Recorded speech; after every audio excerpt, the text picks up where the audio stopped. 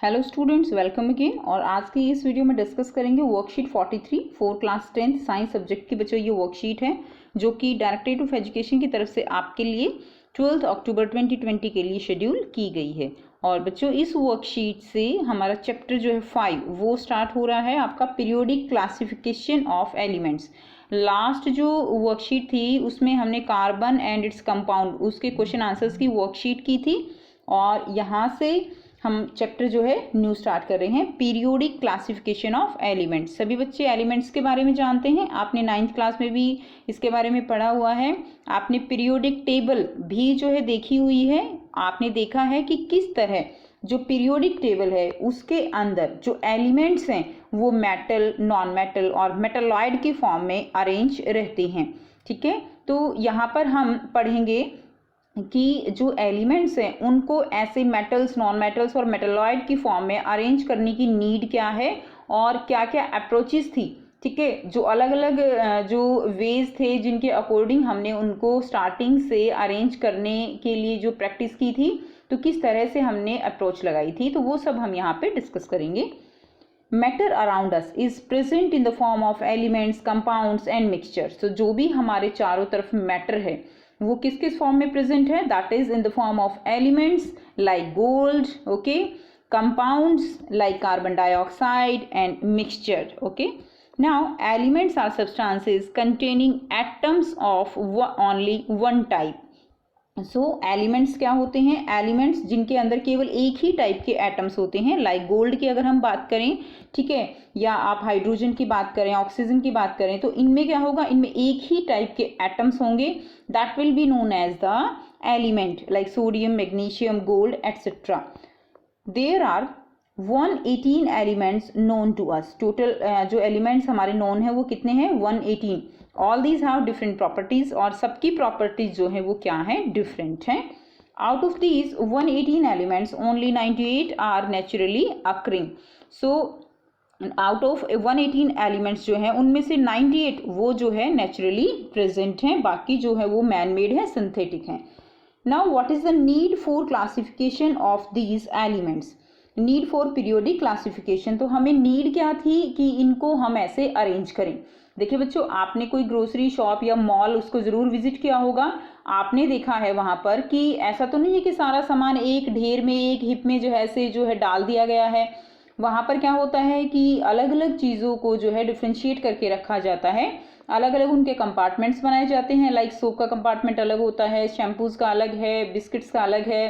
तो इस तरह से हम उनको ऐसे क्यों रखते हैं, क्योंकि हमें भी उनको लेना इजी हो जाए और जो शॉपकीपर हैं उनको भी एक तरह से आप कह सकते हो डिफ्रेंशिएट करना, उनको सेल करना उनके लिए भी वो इजी रहता है। अगर इकट्ठे होंगे तो क्या होगा, हम पहचान ही नहीं सकते, हम इजीली उनको फाइंड आउट नहीं कर सकते।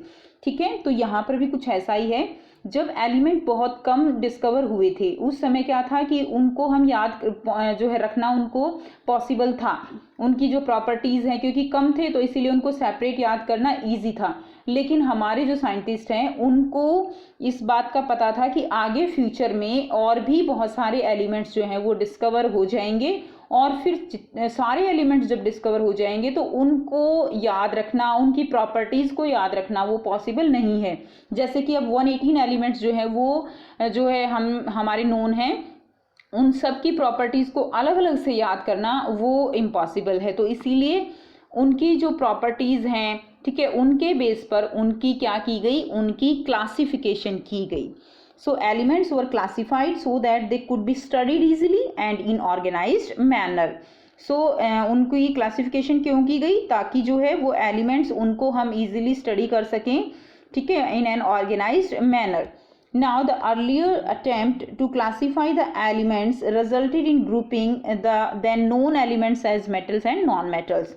So जो पहले क्लासिफिकेशन की गई थी वो किस फॉर्म में थी, मेटल्स और नॉन मेटल्स। बाद में जो है मेटलॉइड्स भी ऐड कर दिए गए। Later, further classification were tried out as our knowledge of elements and their properties increased. ठीक है, फर्दर जो है वो क्लासिफिकेशन हम करते रहे, जो भी एलिमेंट्स हमें पता लगते रहे उनकी प्रॉपर्टीज के बेस पे, ठीक है, उस तरह से जो एलिमेंट्स हैं उनकी क्लासिफिकेशन की गई। अब देखिए यहाँ पर अलग अलग अप्रोचेज हैं कि किस तरह से प्रैक्टिस की गई, उनको अलग अलग साइंटिस्ट के द्वारा किस तरह से उनको क्लासीफाई किया गया। सो फर्स्ट जो यहाँ पर अप्रोच है वो किसकी है, डॉबेराइनर ट्रेड्स की। In the year 1817 Dobereiner a German chemist, ठीक है, उन्होंने try to arrange the elements with similar properties into groups. उन्होंने जो भी एलिमेंट्स जिनकी प्रॉपर्टीज सिमिलर थी उनको ग्रुप्स में डिवाइड करने के लिए जो है उन्होंने अरेंज किया एलिमेंट्स को into groups. When elements were arranged in the order of increasing atomic मास, तो इन्होंने किस बेस पे जो है इनको डिवाइड किया, on the basis of their atomic mass. Group of 3 element known as triads, ठीक है, तो उन्होंने 3 एलिमेंट्स के ग्रुप जो है वो फॉर्म किए। हैविंग सिमिलर केमिकल प्रॉपर्टीज वर ऑब्टेन्ड, जिनकी केमिकल प्रॉपर्टी जो है वो लगभग कैसी थी, वो सिमिलर थी। The atomic mass of the middle element of the जो है ट्राइड वाज रफली the average of the atomic mass of the 2 other element. यानी इसका मीनिंग क्या है बच्चों कि जो इन्होंने कुछ इस तरह से ग्रुप में इनको अरेंज किया, जैसे 1 2 3 अगर हम एज एन एग्जांपल ले रहे हैं तो इसमें जो फर्स्ट और थर्ड जो एलिमेंट था, ठीक है, इनका जो एटॉमिक मास का एवरेज था वो रफली किसके इक्वल था, वो सेकंड का जो एटॉमिक मास है उसके इक्वल आना है। ओके, तो जैसे यहाँ पर एग्जांपल अगर हम लेते हैं, for example take a triad consist of lithium, ठीक है, फर्स्ट है lithium, sodium, okay, second element, and third क्या है, पोटेशियम। इनके जो एटॉमिक मास है वो कितना है, इसका है 6.9 और इसका जो पोटेशियम है उसका है 39। तो इनका जो एवरेज आना है 6.9 प्लस 39, इनका जो एवरेज आएगा वो लगभग किसके बराबर है, वो है 22.95। और जो सोडियम है उसका एटॉमिक मास कितना होता है, उसका एटॉमिक मास होता है 23, यानी रफली जो है वो सोडियम के एटॉमिक मास के इक्वल है। तो इस तरह से उन्होंने जो एलिमेंट्स हैं उनके ग्रुप्स बनाए on the basis of their atomic मास, की 2 का जो एवरेज है वो जो मिडल एलिमेंट है उसके एटॉमिक मास के रफली इक्वल होगा। ठीक है, अब देखिए नेक्स्ट यहाँ पर कुछ लिमिटेशंस थी। इसके अलावा आप ये भी जो ग्रुप्स देख सकते हो, लिथियम सोडियम पोटेशियम का एक ग्रुप है, कैल्शियम स्ट्रोंशियम बेरियम का अलग ग्रुप है, एंड ये एक और ट्राइड है क्लोरीन ब्रोमीन एंड आयोडीन का। अब यहाँ पर कुछ लिमिटेशंस गिवन है। लिमिटेशंस यानी इसके अंदर क्या क्या कमियां थी, ठीक है। डॉबेराइनर कुड आइडेंटिफाई ओनली 3 ट्राइड्स, तो डॉबेराइनर जो है वो केवल 3 ही ट्राइड जो है वो डिस्कवर कर पाए, आप कह सकते हो फॉर्म कर पाए, from the elements known at that time, जो भी एलिमेंट्स उस समय नोन थे, ठीक है। Hence this system of classification into triad was not found to be useful. So जितने एलिमेंट उस समय नोन थे उनमें से केवल 3 ही ये ग्रुप फॉर्म कर पाए, जिसके कारण ये जो सिस्टम था क्लासिफिकेशन का ये एक तरह से फेल हो गया। उसके बाद नेक्स्ट जो अप्रोच थी, ठीक है, नेक्स्ट जो क्लासिफिकेशन दी वो थी Newland law of octaves. Octaves का मतलब क्या है यहाँ पे, 8, ठीक है, यानी जो न्यूलैंड से उन्होंने जो एलिमेंट्स हैं उनको 8 कैटेगरी जो है 8 के एलिमेंट्स का एक ग्रुप बनाया और उस तरह से उनको अरेंज किया। Newland arrange the then known element, जो भी एलिमेंट्स नोन थे, in the order of increasing atomic mass. उनकी भी जो बेस था क्लासिफिकेशन का वो क्या था, वो था atomic mass, increasing atomic mass, and found that the properties of every 8th element, ठीक है, कि जो 8th एलिमेंट है उसकी जो प्रॉपर्टीज हैं will be similar to the first element. वो किसके सिमिलर होंगी, वो फर्स्ट एलिमेंट के सिमिलर होंगी। He compared this to the octaves found in music, तो उन्होंने जो म्यूजिक की जो लय होती है उससे इसकी कंपैरिजन किया, and called it the law of octaves, और इन्होंने इसको क्या कहा, लॉ ऑफ ऑक्टेव्स, ठीक है। तो ये जो म्यूजिक टोन है वो क्या है, सा रे गा मा पा धा नी सा, यानी देखिए नेक्स्ट जो होगा 8th वन, वो भी जो है उसकी जो प्रॉपर्टीज होंगी वो पहले वाले के इक्वल रहेंगी। For example the properties of lithium and sodium were found to be the same, ठीक है, यानी लिथियम और जो सोडियम जो एलिमेंट्स है इनकी जो प्रॉपर्टीज होंगी वो कैसी रहेंगी, वो प्रॉपर्टीज सेम होंगी, ठीक है। Now there are some limitations also, it was applicable up to calcium for lighter elements only, तो ये इसकी क्या थी लिमिटेशंस, यानी कमियां थी कि जो ये लॉ था ये केवल कैल्शियम तक ही जो है क्या हुआ, एप्लीकेबल हुआ, only for lighter elements. Next क्या है, properties of new discovered element did not fit into the law of octaves, और जो एलिमेंट्स नए डिस्कवर हो रहे थे उनको इस पीरियोडिक टेबल जो ये लॉ ऑफ ऑक्टेव्स जो बनाया गया था इसमें उनको जो है जगह नहीं मिल पा रही थी अकॉर्डिंग टू देयर प्रॉपर्टीज। तो ये इसकी लिमिटेशन थी। थर्ड वन क्या था, to fit element into his table Newland put even two element together. Newland ने क्या किया, जो कि जो दो दो एलिमेंट्स थे उनको जो है एक ही जो ब्लॉक है, एक ही जो ग्रुप है उसके अंदर उन्होंने रख दिया। Okay, elements together in one slot and that too in the column of unlike element having very different properties, और इवन उस ग्रुप में रखा जिनकी प्रॉपर्टीज उससे बिल्कुल डिफरेंट थी।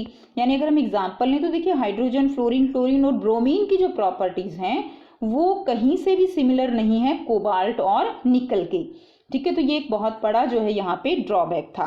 तो ये थी बच्चों इनकी लिमिटेशंस। अब हम कुछ क्वेश्चंस जो है वो प्रैक्टिस करेंगे। तो देखिए यहाँ से फर्स्ट क्वेश्चन क्या है, what was the need for classification of elements. तो क्लासिफिकेशन की नीड क्यों थी एलिमेंट्स की। तो देखिए यहाँ से बच्चे आप आंसर लिखेंगे, elements were classified so that they could be studied easily in an organised manner. Okay, so ये फर्स्ट का आंसर हो जाएगा। नेक्स्ट देखिए सेकंड क्वेश्चन क्या है, write on 3 elements that show Dobereiner triad. तो 3 एलिमेंट्स के नाम लिखने हैं, आप ये लिख सकते हो लिथियम, सोडियम, पोटाशियम या calcium, strontium, barium, chlorine, bromine, iodine, कोई भी ट्रायड का आप नाम लिख सकते हो। ये क्वेश्चन नंबर 2 का आंसर हो जाएगा।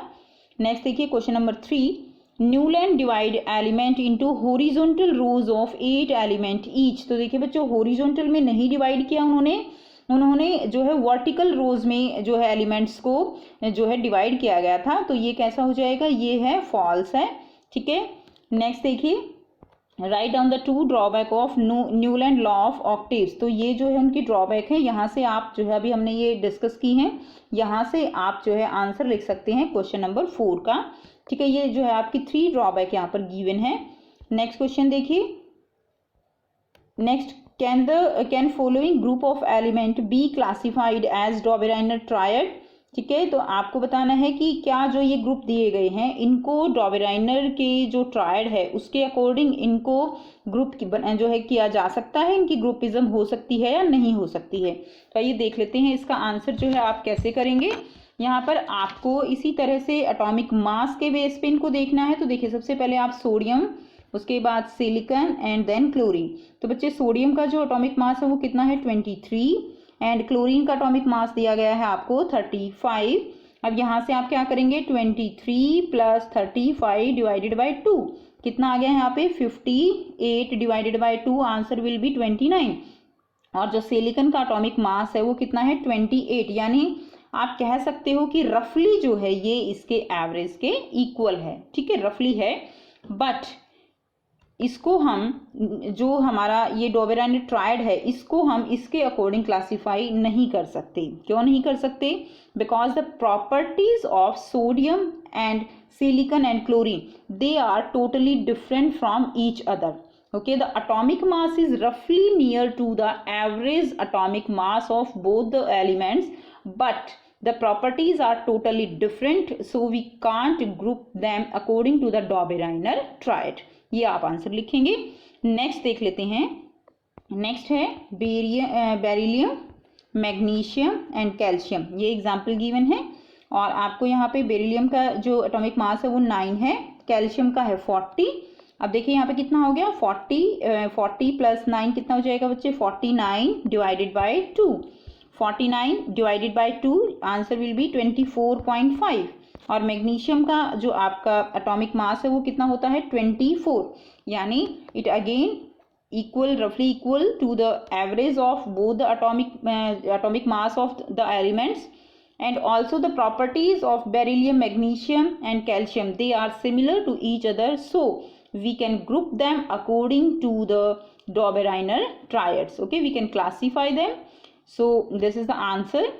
तो यानी आप यहाँ से आपका हो गया कि फर्स्ट जो है वो उसको आप क्लासीफाई नहीं कर सकते, बट जो सेकंड ग्रुप है उसको आप अकॉर्डिंग टू डॉबराइनर ट्रायड क्लासीफाई कर सकते हो। सो स्टूडेंट्स, ये थी आज की वर्कशीट। आई होप बेटा आपको ये वर्कशीट क्लियर है। आप अपनी एनसीईआरटी बुक से इस वर्कशीट को ज़रूर एक बार रीड कीजिए। ठीक है। आप एनसीईआरटी बुक जरूर रीड कीजिए, आप उसमें जो टेबल्स गिवन हैं उनको समझने की कोशिश जरूर कीजिए। कोई भी प्रॉब्लम है तो आप कमेंट करके पूछ सकते हो।